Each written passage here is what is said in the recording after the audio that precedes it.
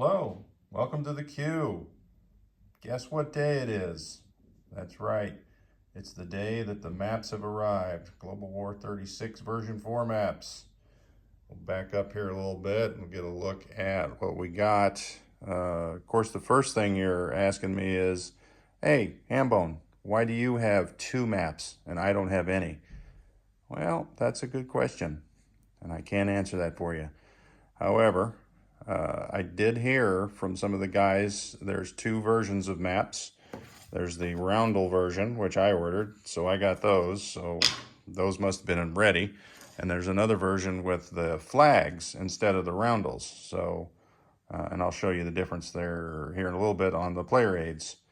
But I've got it folded over. Well, anyway, what I was saying was the flag hasn't shipped yet. Those people that had ordered the flags on the maps, or the flag version, I guess you would call it, they haven't shipped. So roundels were out first, flags come out second. But here's the matte material, and it's a different material. It's not really the standard vinyl. I'm not really sure what it is. It's kind of more of a rubbery, interesting matte material. Last week I got a map that was made out of this material, and it's pretty good. I do like it. But we'll get these off. That's the empty tube out of the side. That's the other one, the 4x8. That one's heavy. We'll just slide that over here while we take a look at the map. And the first thing you see is how colorful. Now, my wife, when she came down, when my son and I were looking at it, and she says, "Oh, that map's so pretty." That's not exactly what I had in mind when I was looking for a war map. That it's pretty, but I get her point. It's very colorful.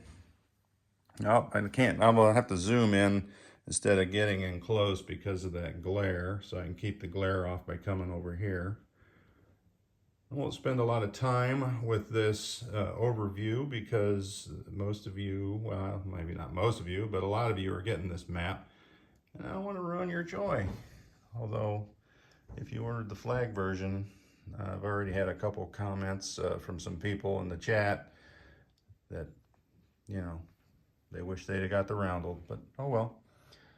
So anyway, it's pretty much the same. There's a couple differences. I will say there's a third sea zone here in the Mediterranean. I really appreciate that because I always thought just the two sea zones was kind of crazy, but they fixed that. There's three sea zones there now.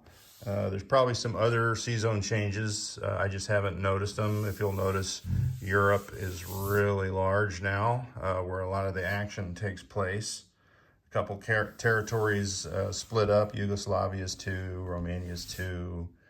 I think there's an extra Polish territory. There's an extra city in Finland. Russia, I haven't looked at it exactly with the other map, but I think something's a little different in here, but I'll have to study or pull out the other map and line them up and see what the exact differences is. But it's a really colorful map. One of the things that they added, and let me see if I can get one here. Okay, so here we go. You'll see the little flags, the Australian flags that are in these sea zones, and really what that is, one of the national objectives, and I think it's also a victory condition, or at least it was in version 3. No enemy warships within two sea zones of Australia is a victory condition, and also a national objective. So all the sea zones that are two are all marked with that little flag in the corner. So that's one of the extras that's in this map that I really like. Another thing, let's get over here. For victory conditions, you'll see these stars. So there is a German victory condition that Germany has to control from Aquitaine all the way up to Denmark. And they all have a German flag or roundel with a star. And that, if they have, I think if they have a land unit in all those territories, that is a victory condition, also a national objective. And I think they call it a victory objective in version 4. So pretty cool stuff. Hopefully your map is going to be arriving soon. Some of the other things, I'm going to set this down and widen this out a little bit. Look at some of the player aids that came with the map package. And the first one I'll pull out here, I'll show you the difference here on the bottom, what they're talking about. And here's the roundels, the traditional roundel version. And you know, all the territories are marked with these roundels, which is kind of like mostly your Air Force roundels, although I don't think that one is. That's just a made-up roundel.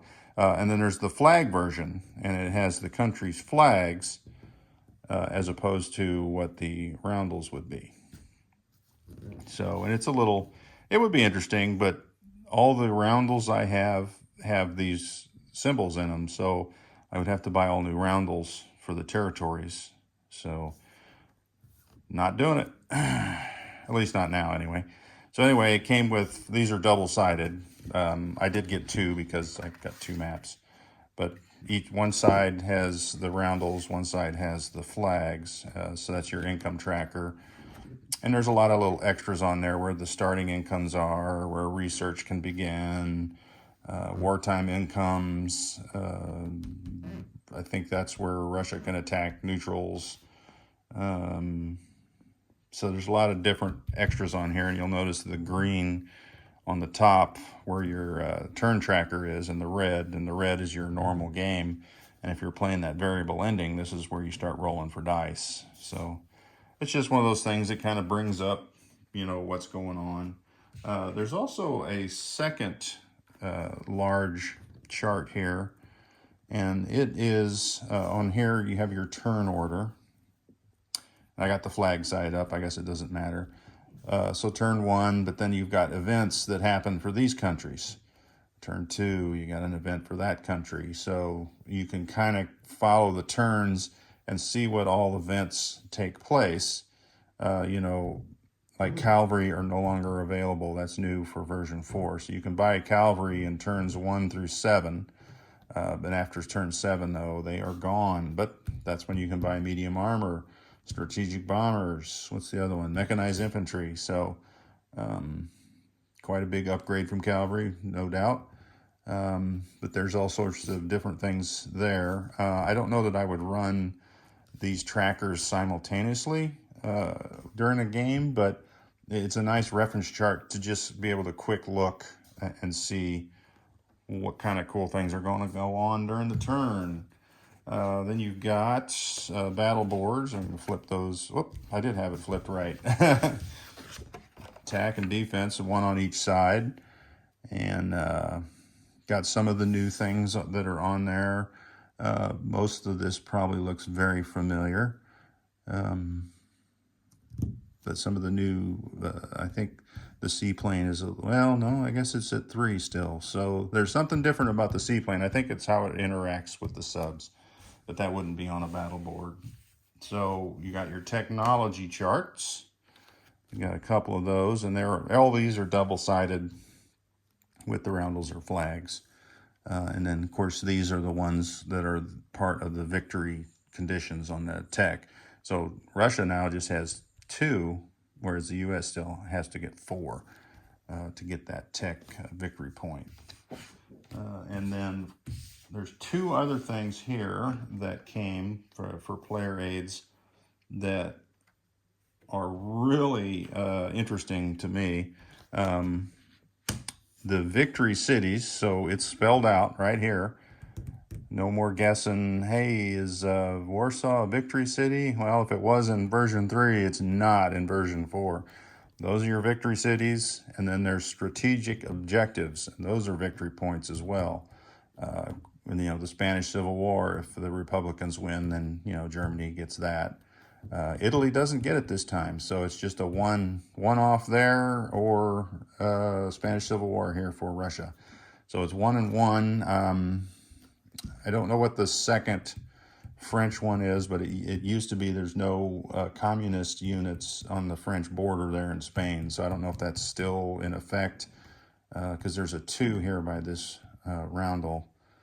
So that'll require a little bit more digging into the victory conditions there than can be explained by this player aid, but this one's a really good one to have because you can, I put these on a dry erase board that's magnetized, so you can just keep all the roundels where they need to be. So with a quick glance, you can kind of see which one of the three factions is ahead. And that's just the flag version. The last player aid that I thought was pretty cool is these combat modifiers. And there's one for attack and one for defense. And it goes through the city, jungle, mountains, desert, and then some of the other things at the bottom where technology would give a boost to an attack or a defense. So those are kind of handy just to have, out and about while you're playing. And it's just a quick reference. You can snap right to it. And they, like I said, they are double-sided. They are printed on a cardstock as opposed to the styrene, so you'll get a little more detail and color than you would, but I think that's all pretty good. Hopefully that you appreciate the beauty of this map. It's a pretty good map. I like the player aids, and like I was saying at the beginning of the video, some of the people that ordered the flag version still haven't gotten a ship notification. And there are several in both of the YouTube games that I got coming up here. And we were going to start when everyone got maps, so we're going to wait on the flag versions. I don't know what the total is, but I know there's at least one in each game. So we will be delayed here another week or two before we get started. But look for those YouTube games to start before Thanksgiving for sure, would be my bet. And you'll notice the influx of videos, and as usual, I'll create a playlist for each one, because for me, that's the easiest way to watch. I appreciate the other YouTube games that are going, if there's at least one person in that group that creates a playlist and loads everybody's videos in there, because then I just go to that person's channel, click on the playlist, drop down, I can see where I left off. It marks the videos I've watched, and then you just hit one and it automatically just plays video after video after video. And where I have time for that is when I'm at work, because I can have that running in the background while I'm doing other stuff and hopefully not mess up my work. Anyway, I did say that this would be a short video, and it turned out to be a little over, we're going on 13 minutes here, so sorry about that. Hopefully you enjoyed this map. Hopefully you get yours soon if you ordered one. And if you haven't ordered one, now's the time, because games are fun. And like I said, I'm looking forward to getting this one started. And hopefully you will get a game going yourself. And until the next time we meet, keep rolling dice.